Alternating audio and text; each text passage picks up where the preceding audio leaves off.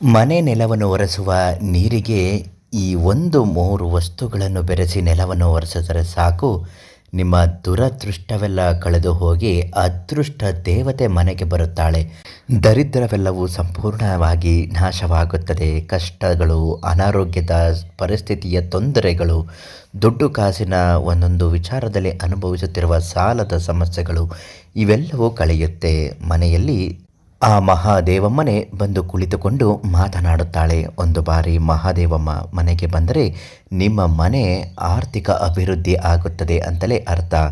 ಆರೋಗ್ಯವಂತ ಕುಟುಂಬವು ನಿಮ್ಮದಾಗುತ್ತದೆ. ಆ ಮಹಾದೇವಮ್ಮ ಯಾರು ಅಂತ ಇವತ್ತಿನ ವಿಡಿಯೋದಲ್ಲಿ ತಿಳಿಸ್ಕೊಡ್ತೀನಿ. ಯಾವ ವಸ್ತುಗಳನ್ನು ಮನೆ ನೆಲ ಒರೆಸು ನೀರಿಗೆ ಹಾಕಬೇಕು ಅಂತ ಸಂಪೂರ್ಣ ಮಾಹಿತಿ ನೋಡೋಣ. ಅದಕ್ಕಿಂತ ಮೊದಲು ಅದೃಷ್ಟಧಾರೆ ಪೇಜನ್ನು ನೀವು ಫಾಲೋ ಮಾಡದೆ ವಿಡಿಯೋಗಳನ್ನ ನೋಡ್ತಾ ಇದ್ದರೆ ದಯವಿಟ್ಟು ನಮ್ಮ ಪೇಜನ್ನು ಫಾಲೋ ಮಾಡಿ. ಜೈ ಮಹಾದೇವಮ್ಮ ಅಂತ ಕಮೆಂಟ್ ಹಾಕಿ ಈ ವಿಡಿಯೋನ ಶೇರ್ ಮಾಡಿ, ತುಂಬಾ ಒಳ್ಳೆಯದಾಗುತ್ತೆ.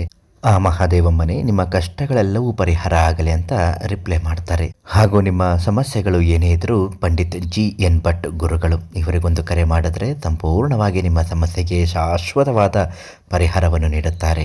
ಮನೆಯ ನೆಲವನ್ನು ಒರೆಸುವ ನೀರು ಯಾವಾಗಲೂ ಶುದ್ಧವಾಗಿ ಇರಲೇಬೇಕು. ಕೊಳಕಾದ ನೀರಿನಿಂದ ಮನೆ ನೆಲವನ್ನು ಒರೆಸಿದ್ರೆ ಮತ್ತೆ ಕೊಳೆಯಾಗುತ್ತೆ. ಇದರಿಂದ ಕೊಳೆ ಹೋಗದಿರಲಿ. ಮನೆಗೆ ದರಿದ್ರಗಳು ಆವರಿಸುತ್ತದೆ, ಕಷ್ಟಗಳು ಎದುರಾಗುತ್ತೆ, ದುಃಖಗಳು ಬರುತ್ತೆ, ಅನಾರೋಗ್ಯದ ಸಮಸ್ಯೆಗಳು, ವಿಪರೀತ ಕ್ರಿಮಿಕೀಟ, ರೋಗ ರುಜಿನಗಳಿಂದ ಆಗುತ್ತವೆ. ಆದ್ದರಿಂದ ಮನೆ ಒರೆಸುವ ನೀರು ಯಾವಾಗಲೂ ಶುದ್ಧವಾಗಿರಬೇಕು. ಮೊದಲನೇದಾಗಿ 1 ಚಿಟಿಕೆ ದೇವರಿಗೆ ಪೂಜೆ ಮಾಡಿದಂತಹ ಗಂಧದ ಕಡ್ಡಿಯ ಧೂಳಿತವನ್ನು ತೆಗೆದು ಹಾಕಬೇಕು. ಅದರ ಜೊತೆಗೆ 1 ಚಿಟಿಕೆ ಉಪ್ಪನ್ನು ಹಾಕಬೇಕು. ದರಿದ್ರ ದೋಷ ನಕಾರಾತ್ಮಕ ಶಕ್ತಿಗಳೆಲ್ಲ ಕಳೆದು ಹೋಗುತ್ತೆ.